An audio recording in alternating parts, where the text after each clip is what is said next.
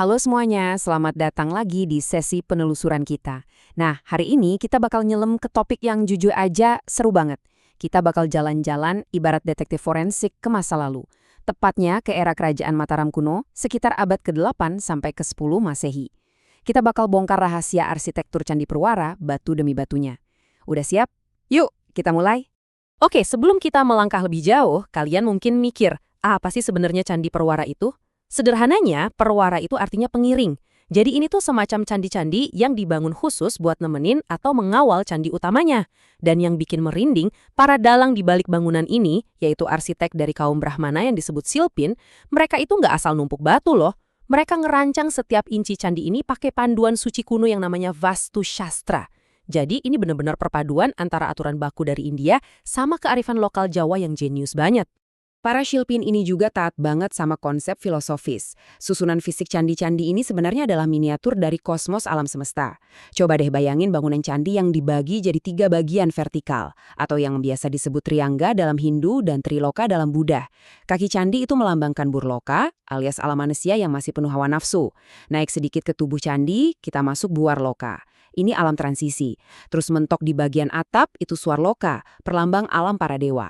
Nah, di pembahasan kali ini kita bakal bedah anatomi candinya dari bawah ke atas ngikutin urutan alam semesta tadi. Biar gampang, ini peta jalan penelusuran kita. Kita bakal mulai dari melihat 3 kompleks candi utamanya, lanjut ke cetak biru dan materialnya, terus membedah bagian kaki dan penampil candi. Habis itu, kita naik ke bagian tubuh dan bilik, ngamatin mahkotanya, dan ditutup dengan ngebahas apa sih sebenarnya makna di balik semua keragaman arsitektur ini? Oke, masuk ke bagian 1, 3 kompleks candi utama memetakan situs suci. Mari kita mulai dengan ngecek di mana sih sebenarnya letak mahakarya-mahakarya ini. Pertama, kita punya kompleks percandian Hindu Ijo. Yang bikin situs beraliran Hindu Saiwa ini unik banget adalah tata letaknya. Bangunannya nggak ditaruh di tanah yang datar, tapi nangkring di atas 11 teras yang makin lama makin menanjak ke arah belakang. Keren kan? Di sini, kita bakal fokus ke Candi Perwara F dan K yang letaknya sebelahan persis di teras ke-8 dari bawah atau teras ke-4 kalau kita hitung dari puncak kompleks. Sebagai perbandingannya, kita geser sedikit ke kompleks Buddha Plaosan Lor dan Kidul. Tahu nggak, jarak antara 2 kompleks ini cuma sekitar 100 meter doang. Beda banget sama Candi Ijo yang berundak tadi, situs Plaosan ini didesain dengan konsep halaman konsentris. Jadi candi utamanya itu dikelilingin sama barisan candi perwara dan stupa yang dibarisin super rapih. Walaupun lokasinya deketan di wilayah Prambanan dan dibangun di era yang mirip-mirip, konsep arsitektur mereka nyeritain kisah yang beda banget. Lanjut ke bagian 2, cetak biru, material, dan metode pembangunan. Di sini kita bakal ngebedah bahan mentah sama teknik super canggih yang dipakai para Shilpin di masa itu. Kalau kita sandingin data antara Candi Perwara F dan K di Ijo, sama Candi Perwara I-5 di Pelosaan Lor dan I-6 di Pelosaan Kidul, ada satu keanehan yang menarik banget. Candi Perwara F di Ijo itu ternyata dibangun pakai batu tufa, dan konstruksinya gabungin teknik kuncian antar batu atau interlock dengan struktur monolitik. Sementara itu, 3 candi lainnya murni seragam pakai batu andesit dengan teknik susun interlock doang. Coba bayangin, 2 candi yang letaknya sebelahan persis di teras yang sama, kayak Perwara F dan K, bisa dibangun pakai material dan metode yang beda. Pasti ada alasannya kan? Kita masuk ke bagian 3, kaki dan penampil, membumikan kosmos. Sekarang, kita mulai bedah anatominya dari yang paling bawah, yaitu kaki bangunan candi yang melambangkan Burloka, alam tempat di mana hawa nafsu manusia masih melekat kuat. Coba perhatiin kontrasnya deh. Di satu sisi, bagian kaki Candi Perwara di situs Ijo itu kelihatan polos banget, murni cuma susunan blok batu fungsional tanpa ukiran apa-apa. Tapi, begitu kita beralih ke kaki bangunan Candi Perwara I/5 di Plaosan Lor, wah beda jauh. Kakinya dihias penuh pakai ukiran relief motif untayan bunga atau quirlen, terus ada deretan ornamen simbar cantik di sekeliling selasarnya. Perbedaan ini ngasih tahu kita kalau ada fungsi estetika yang beda banget antara kedua situs ini. Oh ya, ada satu temuan lagi yang luar biasa. Di tepi selasar Pelosaan Lor yang penuh ukiran tadi, para arkeolog nemuin pahatan aksara Jawa kuno. Kalau dibaca, bunyinya tuh tinulusakan daerah kai gurun wawan wagaluhnu. Jujur aja, nemuin prasasti kayak gini tuh rasanya ibarat dapat pesan langsung dari orang masa lalu. Ini bukan cuma ukiran hiasan, tapi bukti nyata yang bikin tumpukan batu ini literal berbicara melintasi ribuan tahun ke kita.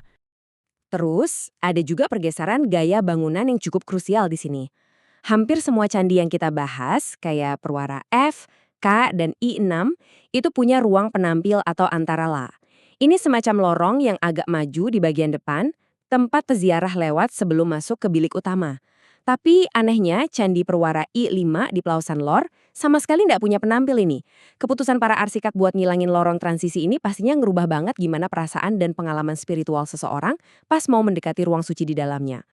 Kita lanjut ke bagian 4, menjelajahi tubuh dan bilik alam transisi. Sekarang kita naik ke bagian tubuh candi, alias Buwarloka. Secara filosofis, di tahap inilah manusia pelan-pelan mulai ngelepasin hasrat duniawinya. Di bagian tubuh ini, perhatian utama ada di pintu masuknya. Buat ngelindungin ruang suci di dalam dari aura negatif, para silpin memahat gerbang masuknya dengan ukiran kepala kala yang kelihatannya lumayan serem di atas dan makara di sisi kanan kirinya. Yang unik, gayanya beda-beda loh. Di Perwara Ijo F dan K, bentuknya dipahat agak meliuk-liuk mirip sulur tanaman. Tapi di Candi Buddha Pelausan, bentuk wajahnya dipahat dengan sangat realistis dan tegas. Variasi desain tubuh candi ini benar-benar makin seru buat dibahas. Di Candi Prawara F dan K situs Ijo, dinding mereka punya lubang ventilasi beneran yang berfungsi buat sirkulasi udara. Sebaliknya, Candi Prawara di Pelausan malah dihias pakai relung semu berisi relief sosok bodhisattva, bikin nuansa spiritualnya makin kental. Tapi, dari semua perbedaan itu, ada satu kesamaan mutlak. Di dalam bilik utama mereka, sama sekali nggak ada sumuran abu. Fakta ini tegas ngebantah anggapan lama dan ngebuktiin kalau bangunan ini murni tempat buat memuja dewa, bukan makam untuk menyimpan abu jenazah manusia. Masuk ke bagian 5, mengamati mahkota. Menggapai kahyangan. Akhirnya pandangan kita sampai di puncak, di Swarloka.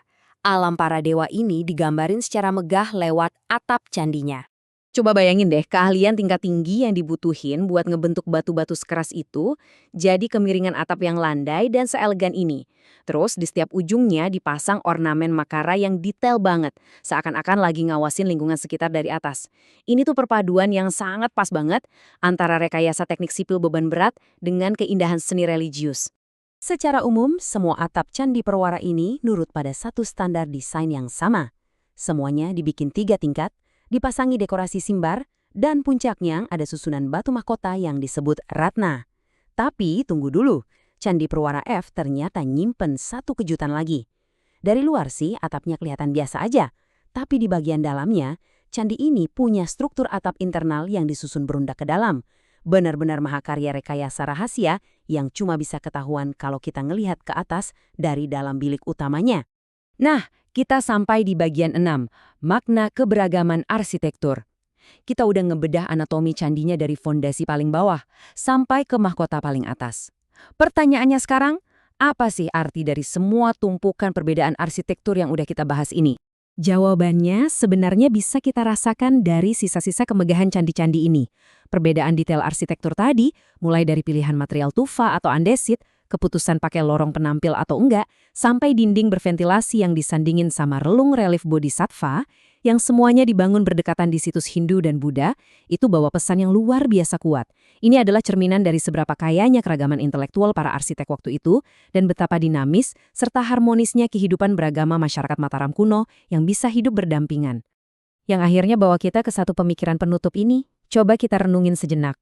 Kalau para arsitek dari 1000 tahun yang lalu aja udah mampu menyelaraskan perbedaan keyakinan Hindu dan Buddha dengan ngegabungin gagasan struktur bangunan yang berbeda di wilayah yang saling berdekatan, kira-kira pelajaran soal toleransi, adaptasi, dan kecerdasan kolaborasi apa yang bisa kita petik dan kita terapin di era modern saat ini? Wah, warisan dari peradaban Jawa kuno ini benar-benar bikin merinding ya. Oke, terima kasih banyak udah nemenin saya di sesi analisis ini. Sampai jumpa di penelusuran sejarah kita yang selanjutnya.